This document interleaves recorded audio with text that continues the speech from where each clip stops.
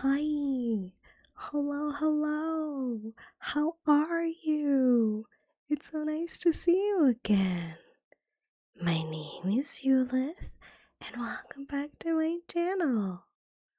For today, I wanted to share a more perhaps obscure fairy tale with you, which is still a Brother Grimm fairy tale, but to my knowledge at least, it's not actually known outside of the German-speaking sphere.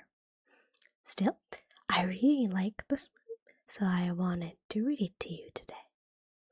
And as always, we'll be doing the German version first, and then afterwards, we'll be doing the English version in case you want to know what the story is about. So, as always, I hope that you can enjoy today's story, and I hope that you can get some amazing rest tonight. Frau Holle, ein Märchen der Brüder Grimm.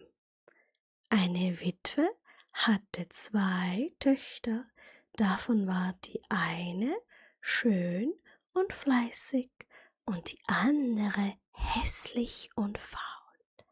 Sie hatte aber die hässliche und faule, weil sie ihre rechte Tochter war, viel lieber, und die andere musste alle Arbeit tun und der Aschenputtel im Hause sein.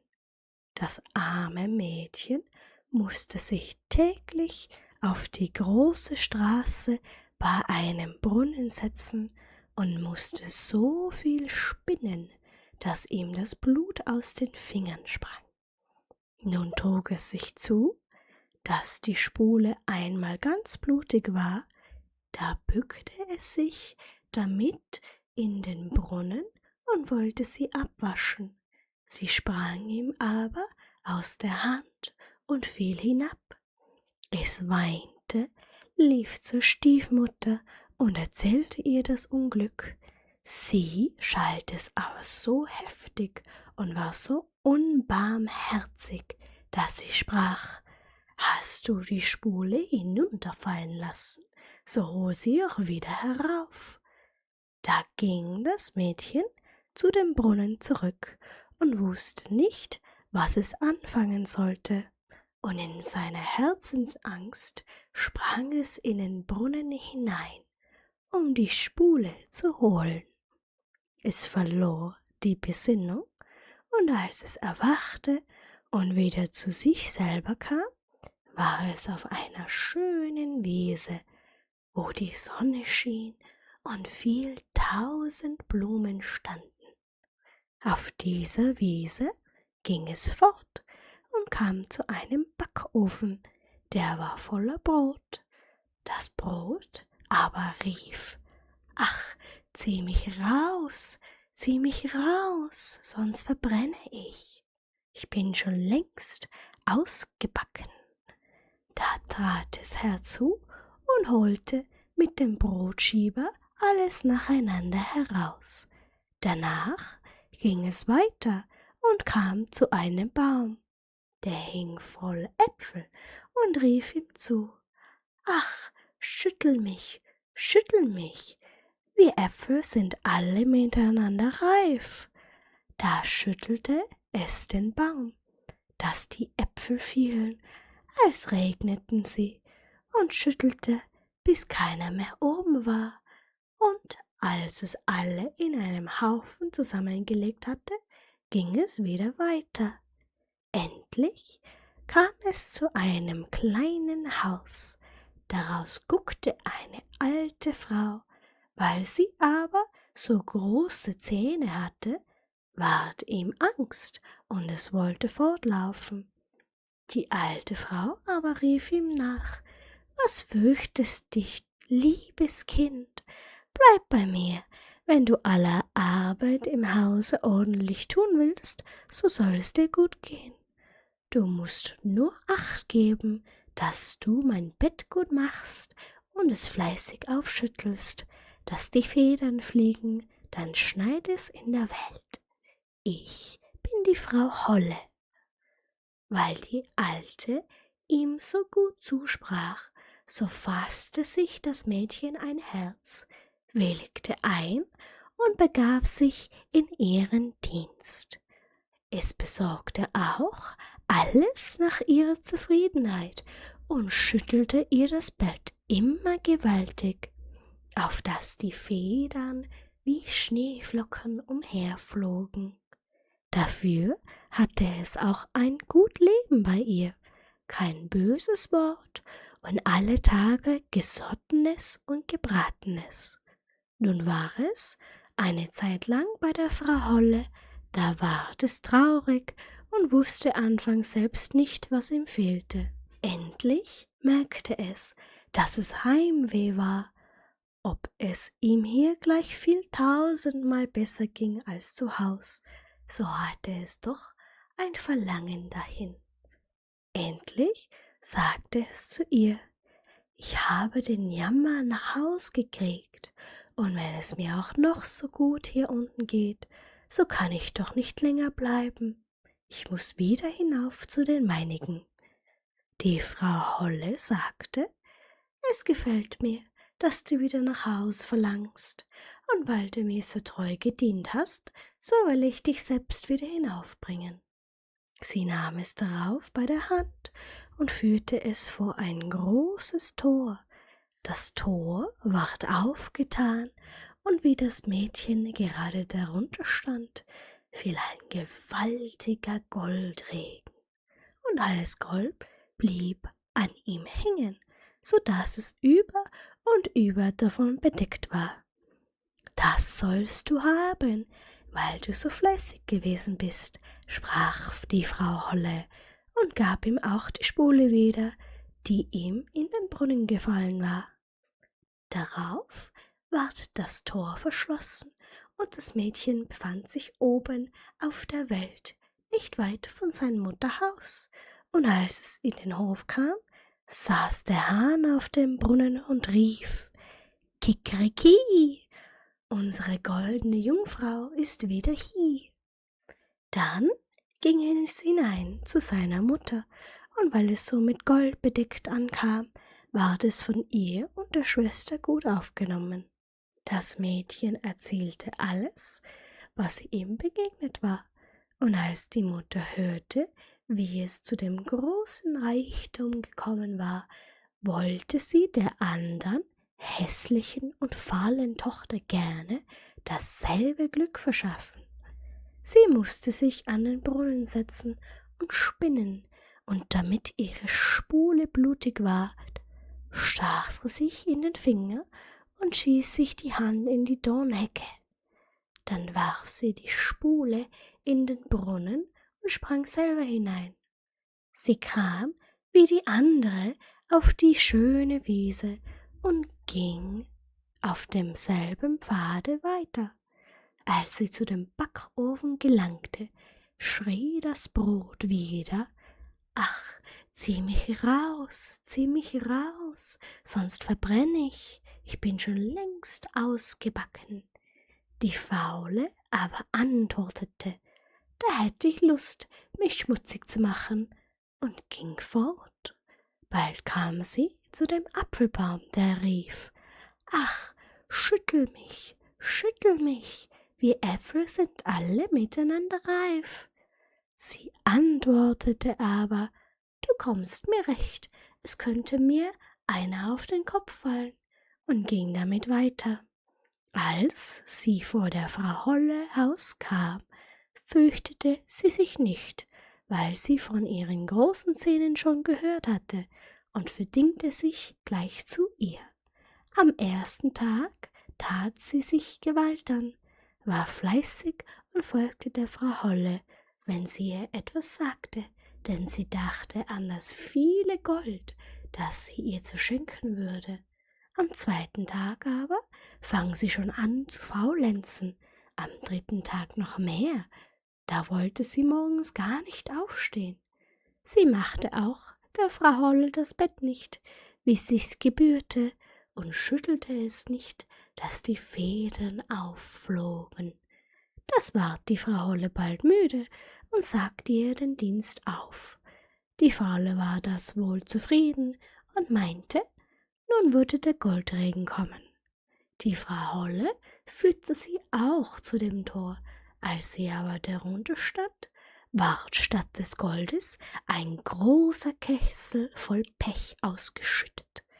»Das ist zur Belohnung deiner Dienste«, sagte die Frau Holle und schloss das Tor zu.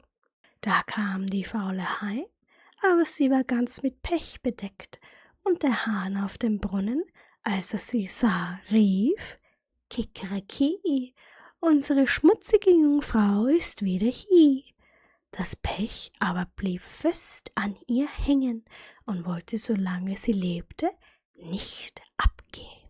And that was the German version. This one, like all the other stories, of course, does have a moral, which is, of course, if you work hard, you will be rewarded, as opposed to being lazy and not helping people, right? So I do really like the story. And now we'll do the English version, so you can maybe understand more closely what it's about. Mother Hulda, a fairy tale by the Brothers Grimm. A widow had 2 daughters. One was pretty and industrious, the other was ugly and lazy. And as the ugly one was her own daughter, she loved her much the best, and the pretty one was made to do all the work and be the drudge of the house. Every day the poor girl had to sit by a well on the high road and spin until her fingers bled. Now it happened once that as the spindle was bloody, she dipped it into the well to wash it, but it slipped out of her hand and fell in. Then she began to cry and ran to her stepmother and told her of her misfortune. And her stepmother scolded her without mercy and said in her rage, "As you have let the spindle fall in, you must go and fetch it out again." Then the girl went back again to the well, not knowing what to do, and in the despair of her heart she jumped down into the well the same way the spindle had gone.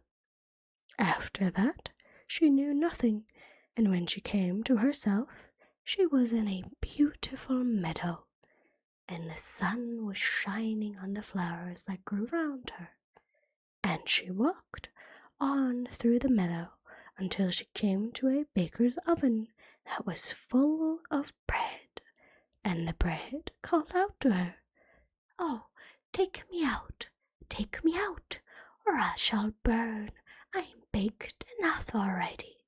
Then she drew near, and with the baker's peel she took out all the loaves, one after the other, and she went farther on till she came to a tree weighted down with apples, and it called out to her, "Oh, shake me, we apples are all of us ripe." Then she shook the tree until the apples fell like rain, and she shook until there were no more to fall. And when she had gathered them together in a heap, she went on farther. At last she came to a little house, and an old woman was peeping out of it, but she had such great teeth that the girl was terrified and about to run away. Only the old woman called her back. "What are you afraid of, my dear child? Come, live with me, and if you do the housework well and orderly, things shall go well with you. You must take great pains to make my bed well and shake it up thoroughly so that the feathers fly about, and then in the world it snows, for I am Mother Hulda." As the old woman spoke so kindly, the girl took courage, consented, and went to her work. She did everything to the old woman's satisfaction, and shook the bed with such a will that the feathers flew about like snowflakes. And so she led a good life, had never a cross word, but boiled and roast meat every day. When she had lived a long time with Mother Hulda, she began to feel sad, not knowing herself what ailed her. At last she began to think she must be homesick. And although she was 1,000 times better off than at home where she was, yet she had a great longing to go home. At last she said to her mistress, "I am homesick, and although I am very well off here, I cannot stay any longer. I must go back to my own home." Mother Hulda answered, "It pleases me well that you should wish to go home, and as you have served me faithfully, I will undertake to send you there." She took her by the hand and led her to a large door standing open, and as she was passing through, it there fell upon her a heavy shower of gold, and the gold hung all about her, so that she was covered with it. "All this is yours, because you have been so industrious," said Mother Hulda, and besides that, she returned to her spindle, the very same that she had dropped in the well. And then the door was shut again, and the girl found herself back again in the world, not far from her mother's home.